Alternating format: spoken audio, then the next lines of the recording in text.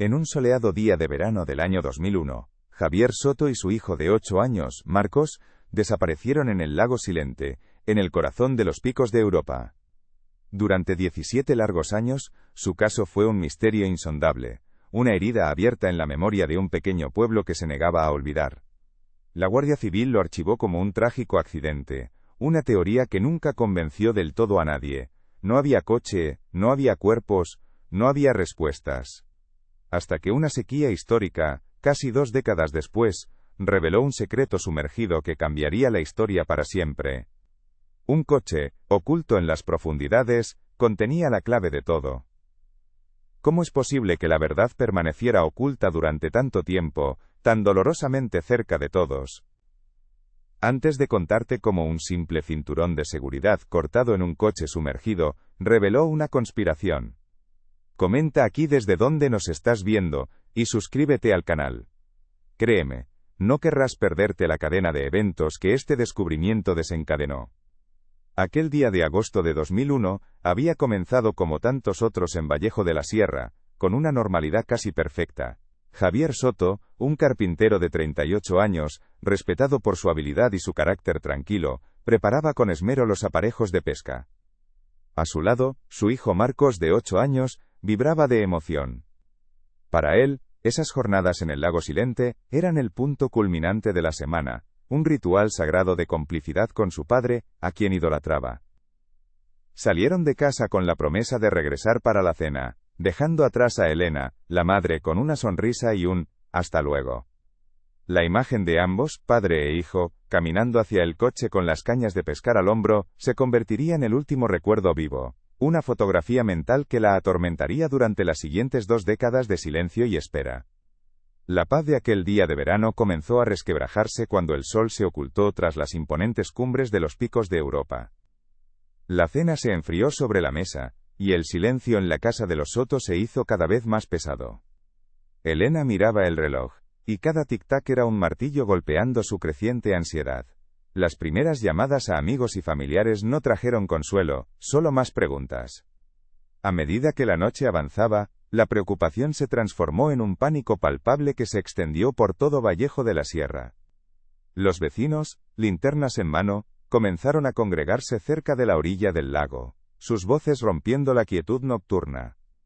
El lago Silente, que durante el día era un espejo de serenidad, se había transformado en un abismo oscuro e impenetrable, un potencial testigo mudo de una tragedia que nadie aún se atrevía a nombrar.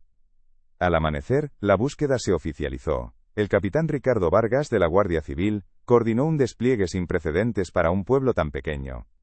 Decenas de voluntarios peinaron los densos bosques que rodeaban el lago, mientras equipos de buzos especializados se sumergían en sus gélidas aguas. Pero cada jornada terminaba con la misma frustración desoladora. Nada. No se encontró ni una huella de neumático que indicara que el coche se hubiese salido de la carretera. Ni una sola pieza del equipo de pesca. Ni un solo testigo que hubiera visto u oído algo fuera de lo común. El coche, un Opel Corsa de color azul oscuro, y sus 2 ocupantes, parecían haberse desvanecido en el aire.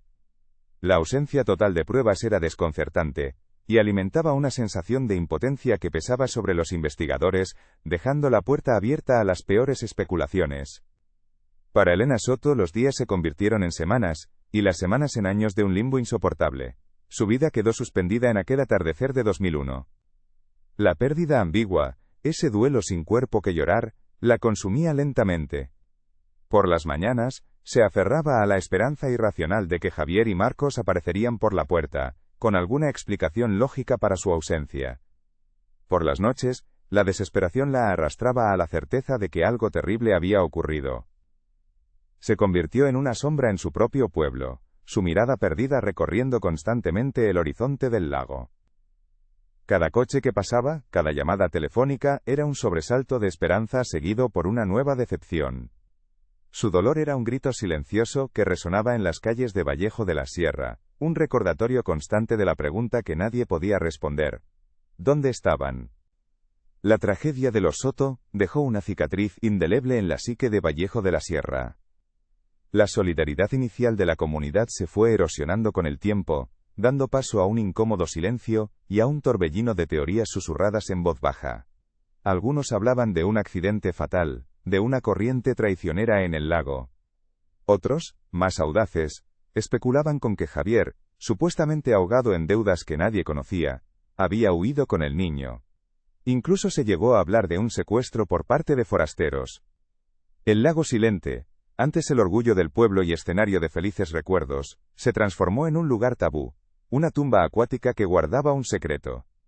La desaparición de Javier y Marcos se convirtió en una leyenda local, una historia de fantasmas que los padres contaban para advertir a sus hijos, envenenando la inocencia de un lugar que nunca volvería a ser el mismo. Con el paso de los meses, la investigación oficial comenzó a perder impulso. Sin nuevas pistas ni testigos, el caso de Javier y Marcos Soto se enfrió hasta convertirse en un bloque de hielo burocrático. El capitán Vargas, a pesar de su instinto que le gritaba que algo no encajaba, se vio obligado por la falta de pruebas a seguir el protocolo. En 2003, 2 años después de la desaparición, el expediente fue archivado provisionalmente, cerrado con la etiqueta de presunto ahogamiento accidental. Para la Guardia Civil, era un fracaso doloroso, un enigma sin resolver, que manchaba la reputación del cuerpo en la comarca. Para la familia, la decisión fue una sentencia, una segunda desaparición, esta vez a manos de la justicia que debía protegerlos. El carpetazo oficial dejó a Elena completamente sola en su búsqueda. Para Elena, el archivo del caso no fue un final, sino el verdadero comienzo de su lucha. Se negó a aceptar la versión oficial, una teoría que consideraba un insulto a la memoria de su marido y a la inteligencia de cualquiera que conociera el lago Silente. Con una determinación forjada en el dolor, transformó su sala de estar en un cuartel general. Mapas del lago y sus alrededores cubrían las paredes, marcados con chinchetas y notas. Reunió cada recorte de periódico, cada transcripción de entrevista, cada rumor, por vago que fuera. Pasaba las noches releyendo los informes que su abogado conseguía, buscando una contradicción, un detalle pasado por alto. Su vida se convirtió en una investigación paralela, una cruzada solitaria y obsesiva contra el olvido, alimentada por la convicción de que la verdad no estaba en el fondo del lago, sino en los silencios del pueblo. Los años pasaron con una crueldad metódica. El mundo exterior seguía su curso, pero en la casa de los Soto, el tiempo se había detenido en agosto de 2001. Cada 23 de agosto, el aniversario de la desaparición, era una herida que se reabría. Cada 5 de mayo, el cumpleaños de Marcos, era una tortura silenciosa. Elena imaginaba a su hijo cumpliendo 9, 10, luego la adolescencia, y finalmente los 18 años, una mayoría de edad que nunca celebraría. La habitación de Marcos permanecía intacta, un santuario congelado en el tiempo, con sus dibujos de peces en la pared, y sus botas de agua junto a la puerta. Era un recordatorio constante de la vida que fue robada, un ancla que la mantenía atada a un pasado que se negaba a soltarla, mientras el futuro se extendía como un desierto vacío. En medio de esa desolación, David Ferrer, el socio y mejor amigo de Javier, se erigió como un pilar de apoyo para Elena. Fue él quien se encargó de los trámites más dolorosos, quien ayudó a mantener a flote la carpintería durante un tiempo antes de que fuera inviable continuar, y quien visitaba a Elena con regularidad, asegurándose de que no le faltara nada. Se convirtió en una presencia constante y tranquilizadora, el único vínculo tangible que le quedaba con la vida que había tenido con Javier. Para los habitantes de Vallejo de la Sierra, David era el ejemplo del amigo leal. Un hombre que, a pesar de su propio dolor por la pérdida de su amigo, había asumido la responsabilidad de cuidar de la viuda. Su devoción era admirada por todos, un pequeño faro de humanidad en una historia de oscuridad.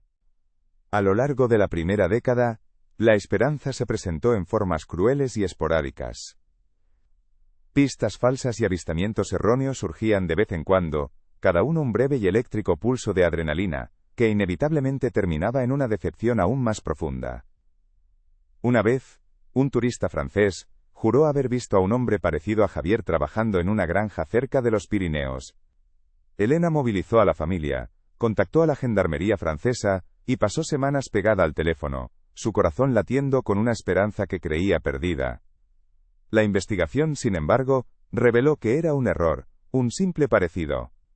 Cada pista fallida era como un pequeño funeral, erosionando un poco más su resistencia, y recordándole la brutalidad de la incertidumbre, un estado de tortura psicológica del que no había escapio. Con el tiempo, la actitud de la comunidad de Vallejo de la Sierra también cambió. La solidaridad inicial, tan ferviente y unida, se desvaneció lentamente, reemplazada por una compasión incómoda y un silencio evasivo. Los vecinos comenzaron a cruzar la calle para evitar encontrarse con Elena, no por maldad, sino por la incapacidad de saber qué decir. Su dolor se había vuelto crónico, una presencia constante que recordaba a todos el fracaso colectivo en encontrar respuestas. La tragedia de los Soto pasó de ser una herida abierta a una cicatriz que la gente prefería no mirar. Se convirtió en parte del folclore oscuro del pueblo, una historia de fantasmas para asustar a los niños cerca del lago, despojando a Javier y Marcos de su humanidad, y convirtiéndolos en meros personajes de una leyenda local. Al cumplirse 15 años de la desaparición, la lucha de Elena había adquirido una nueva dimensión. Ya no era la búsqueda frenética de los primeros años, sino una vigilia tenaz y silenciosa. La rabia se había transformado en una tristeza profunda y arraigada, y la esperanza, aunque nunca extinta del todo, se había vuelto más realista y contenida. Su rutina era un ritual de memoria. Cada mañana, caminaba hasta el mirador del lago, no esperando un milagro, sino simplemente para estar cerca del último lugar donde su familia estuvo completa.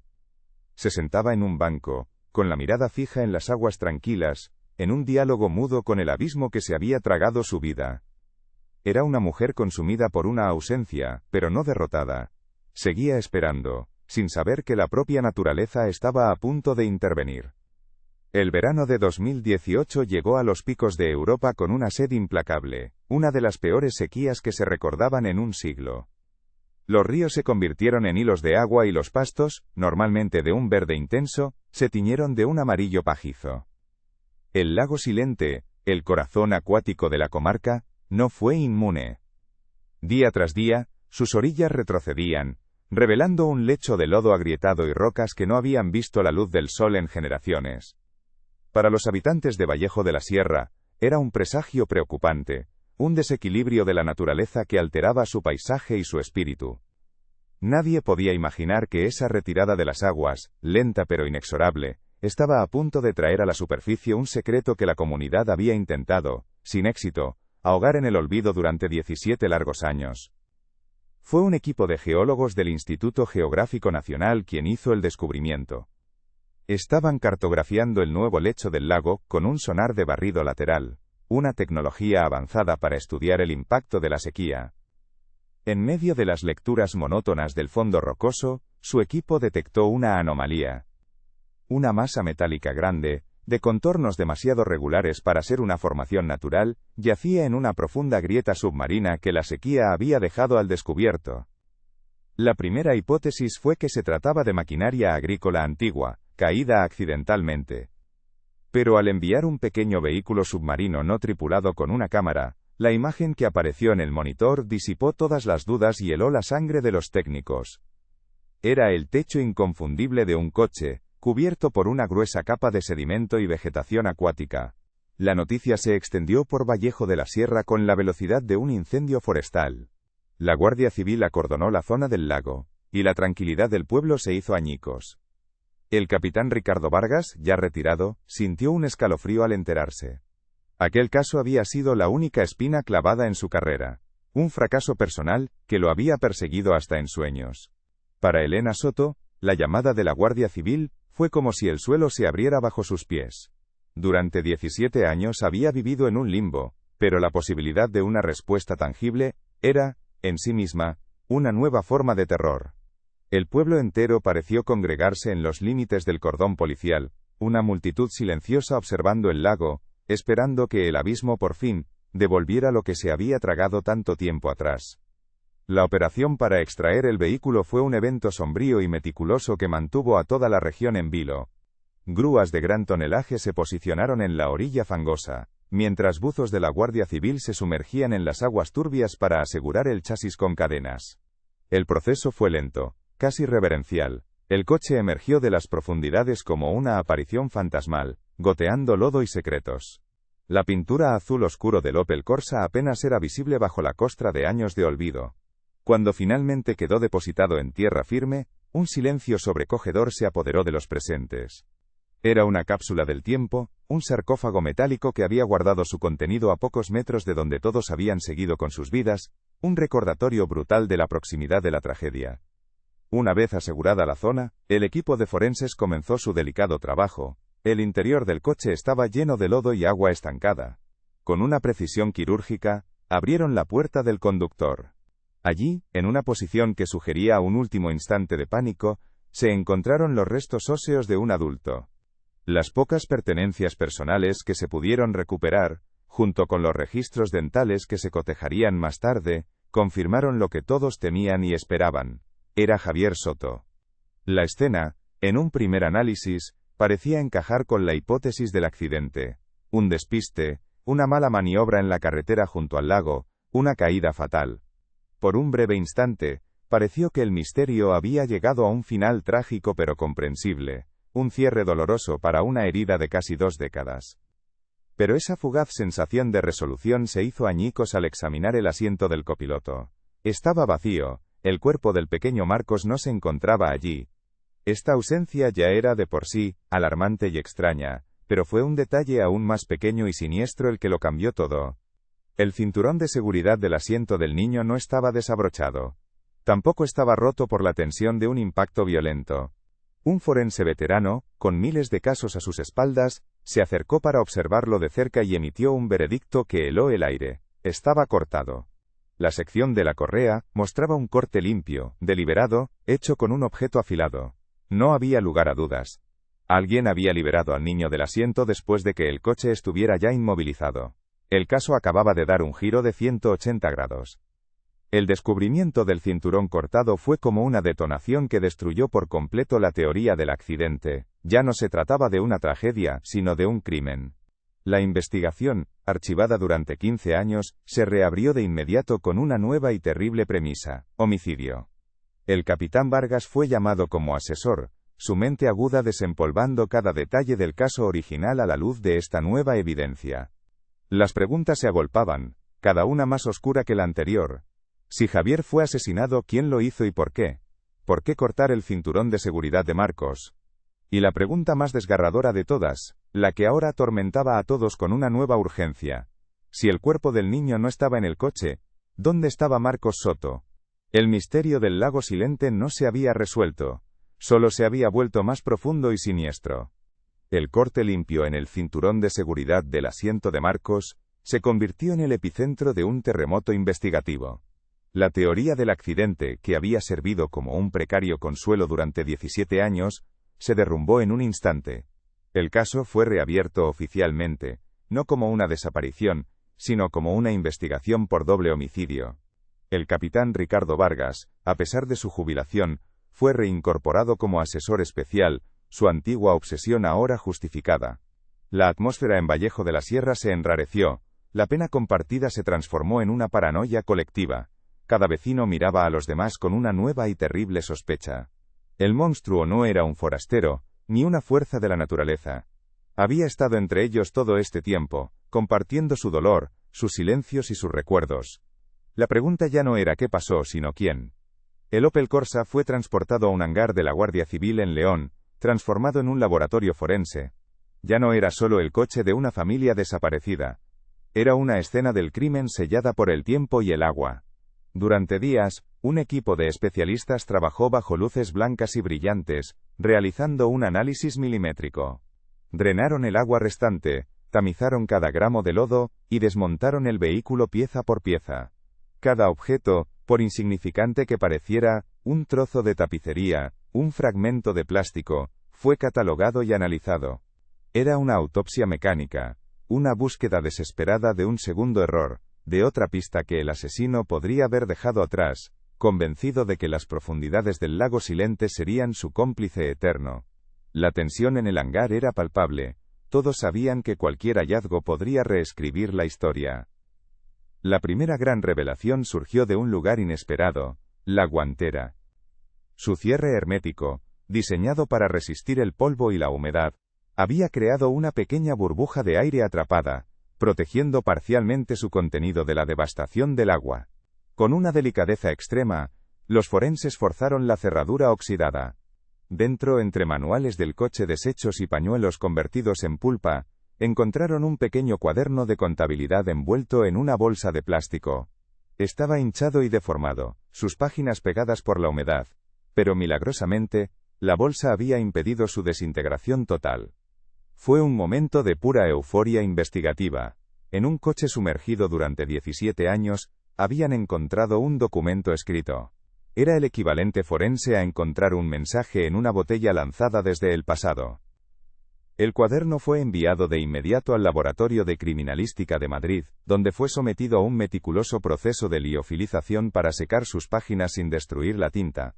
Cada hoja fue separada con la paciencia de un arqueólogo. Al principio, las primeras páginas eran un borrón ilegible, pero a medida que avanzaban, la caligrafía ordenada y precisa de Javier Soto comenzó a emerger, como un fantasma tomando forma en el papel. El cuaderno no contenía pensamientos personales ni un diario, sino algo mucho más pragmático y potencialmente mucho más peligroso. Un registro detallado de las finanzas de la carpintería que compartía con su socio. Eran columnas de números, fechas y descripciones de trabajos, un testimonio silencioso de la vida profesional de Javier en sus últimos meses. A medida que los analistas descifraban las anotaciones, un patrón alarmante comenzó a tomar forma. Javier había estado llevando una contabilidad paralela, comparando las facturas oficiales con los pagos reales y los costes de material. En las márgenes, había pequeñas anotaciones, preguntas y círculos rojos alrededor de ciertas cifras que no cuadraban. Se trataba de una auditoría secreta y personal. Los investigadores reconstruyeron la trama financiera, pequeñas sumas desviadas al principio, que con el tiempo se convirtieron en desfalcos flagrantes. Materiales facturados que nunca llegaron, trabajos cobrados por duplicado, gastos personales camuflados como costes de empresa. Era una malversación sistemática, un robo metódico y continuado, que desangraba el negocio que Javier había construido con sus propias manos. El equipo financiero de la Guardia Civil trabajó sin descanso durante una semana, sumando cada euro desviado. La cifra final fue escalofriante, 80.000 euros. Una suma considerable para una pequeña carpintería rural en 2001, suficiente para ser el móvil de un crimen desesperado. Pero la revelación más devastadora no fue la cantidad sino a quién apuntaban todas las pruebas. Cada transacción fraudulenta, cada factura inflada, cada desvío de fondos, estaba vinculado a una única persona, David Ferrer. El socio, el mejor amigo, el hombre que había llorado en el hombro de Elena, que la había apoyado durante 17 años, que era visto en el pueblo como un ejemplo de lealtad, el pilar de la comunidad, era, en realidad, un ladrón. Y ahora, un posible asesino. La pieza final del rompecabezas, la que conectaba el fraude financiero con la tragedia en el lago, se encontró en la última página legible del cuaderno.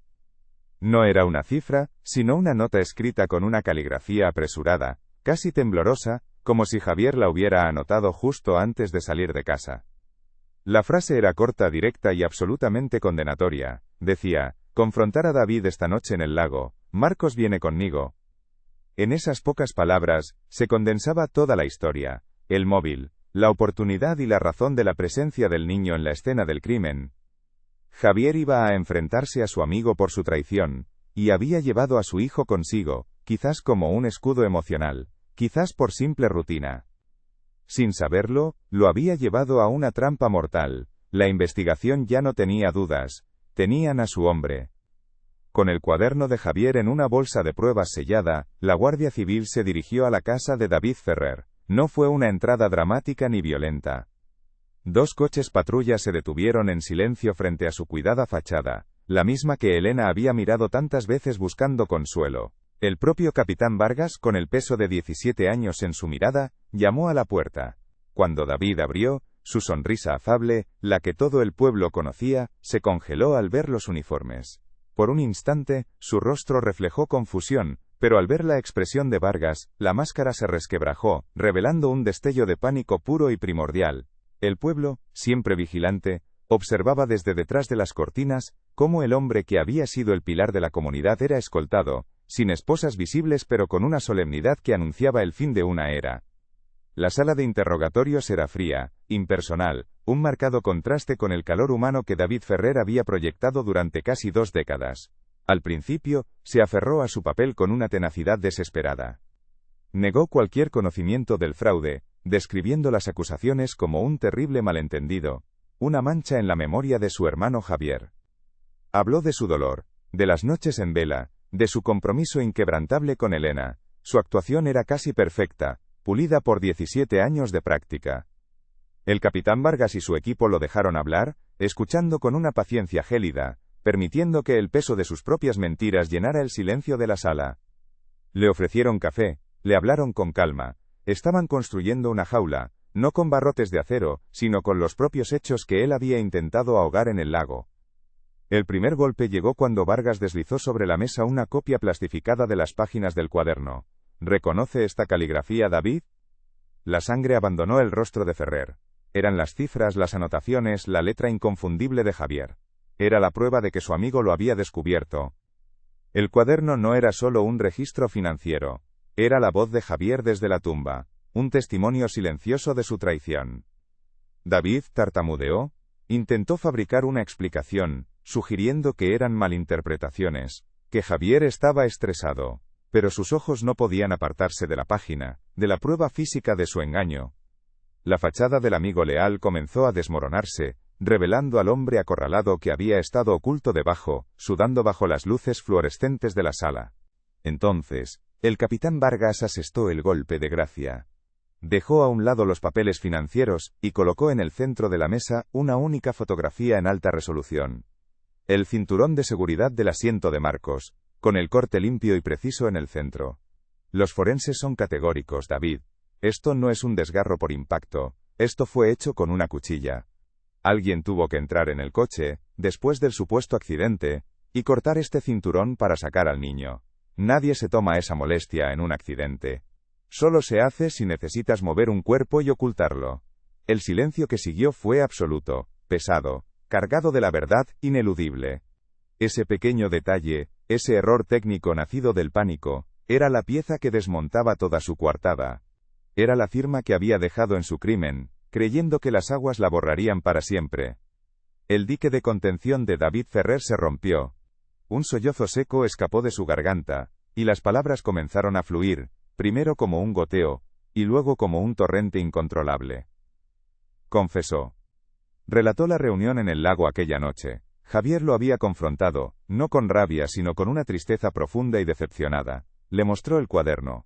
La discusión se intensificó, no por el dinero, sino por la traición. Me llamó ladrón, un gusano que se comía la vida de su familia, susurró David. En un arrebato de pánico y humillación, lo empujó. Javier perdió el equilibrio, cayó hacia atrás, y su cabeza golpeó con un sonido sordo y terrible contra una de las grandes rocas de la orilla. No hubo un plan, solo un instante de furia ciega seguido de un silencio espantoso. La parte más oscura de la confesión llegó cuando habló de Marcos. El niño, que había estado a unos metros de distancia, no gritó. Simplemente se quedó allí, paralizado, con los ojos fijos en el cuerpo inmóvil de su padre, y luego en David. En esa mirada, David no vio a un niño, sino a un testigo. Un cabo suelto. Sabía mi nombre. Sabía lo que había pasado. Me miraba, y sabía que se lo contaría a todos, confesó con una voz vacía de emoción. Su lógica se volvió fría y calculadora. No podía haber testigos. Llevó al niño, todavía en estado de shock, más adentro del bosque, con la falsa promesa de buscar ayuda.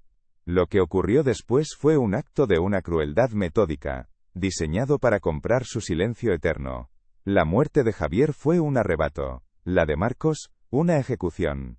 Con los dos crímenes cometidos, el resto de la noche se convirtió en una frenética operación de encubrimiento. David arrastró el cuerpo de Javier hasta el coche, lo colocó en el asiento del conductor, y lo empujó por la pendiente más pronunciada hacia el lago, viendo cómo se hundía en las aguas oscuras.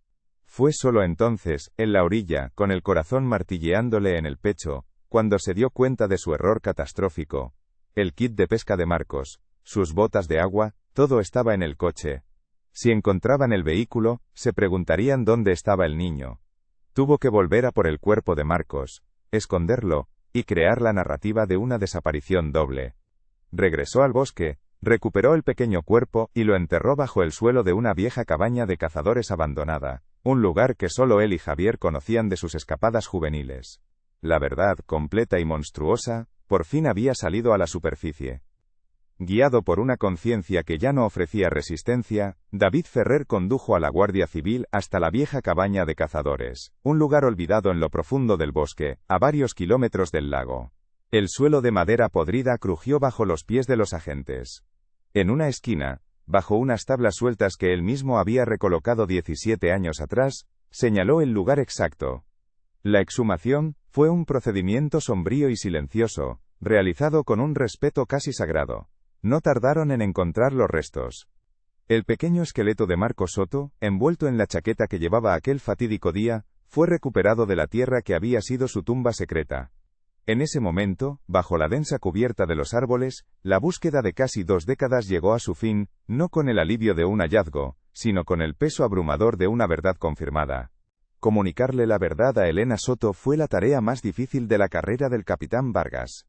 Acompañado por una psicóloga, se sentó en la misma sala de estar que había sido el cuartel general de una búsqueda incansable.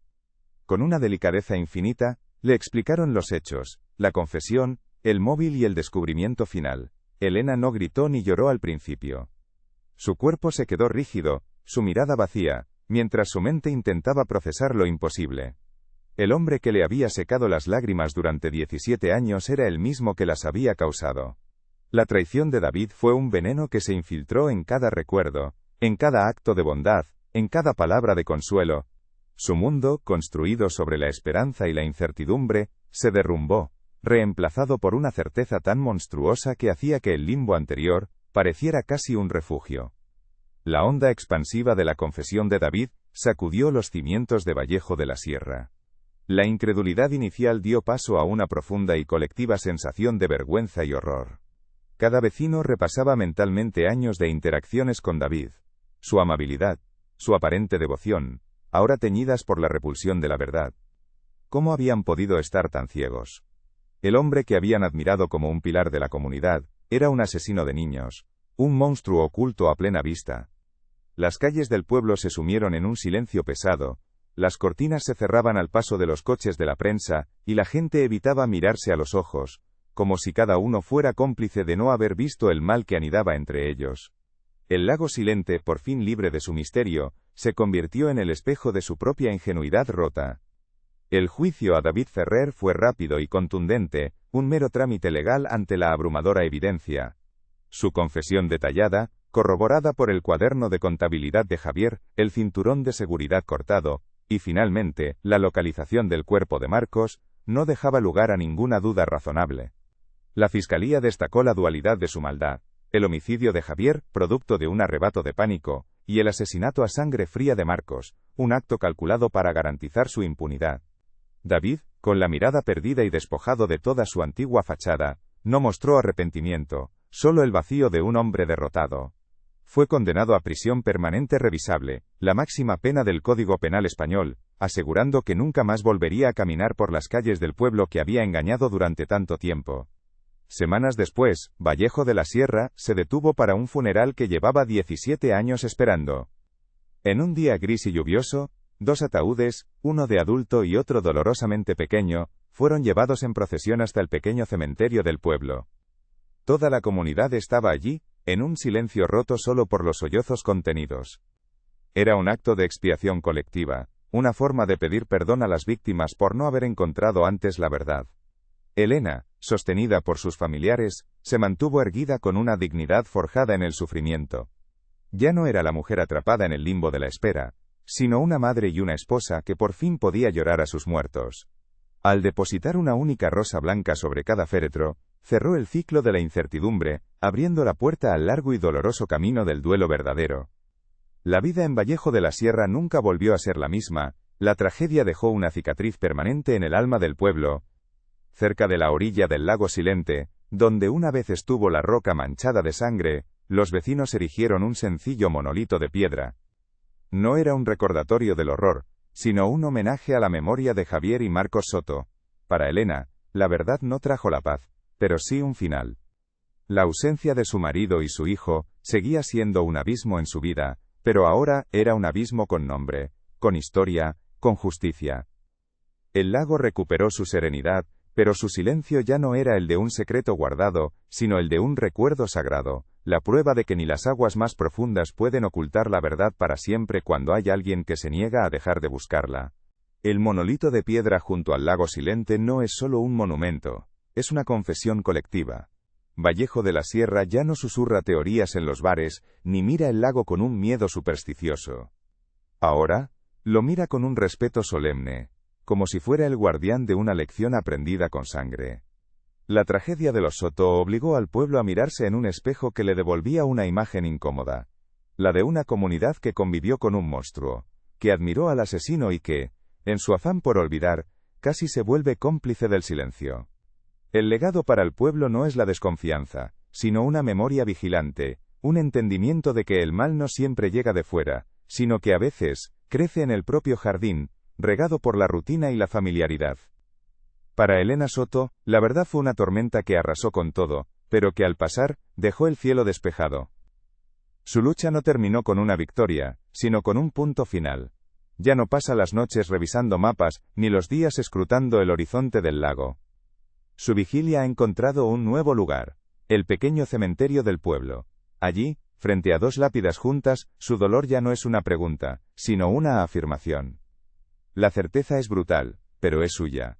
Le permite llorar a un marido traicionado, y a un hijo asesinado, en lugar de esperar a dos desaparecidos. Ha recuperado la capacidad de recordar a Javier y a Marcos como fueron en vida, antes de que su historia se convirtiera en un misterio. Su vida es un testimonio silencioso de la fuerza que se necesita no solo para buscar la verdad, sino para sobrevivir a ella. Javier y Marcos Soto ya no son los fantasmas del lago silente, se han convertido en un símbolo perdurable para toda una comarca. Su historia se cuenta ahora no para asustar, sino para enseñar. Enseña sobre la fragilidad de la confianza y la oscuridad que puede anidar en el corazón más inesperado. Pero, sobre todo, su legado es un testamento a la persistencia.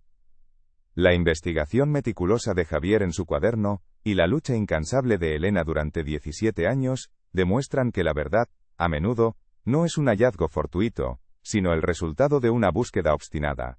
Padre e hijo, unidos en la vida y en la tragedia, son ahora un recordatorio permanente de que cada vida importa, y que ninguna víctima merece el olvido, sin importar cuánto tiempo haya que esperar para que se haga justicia. Al final, esta historia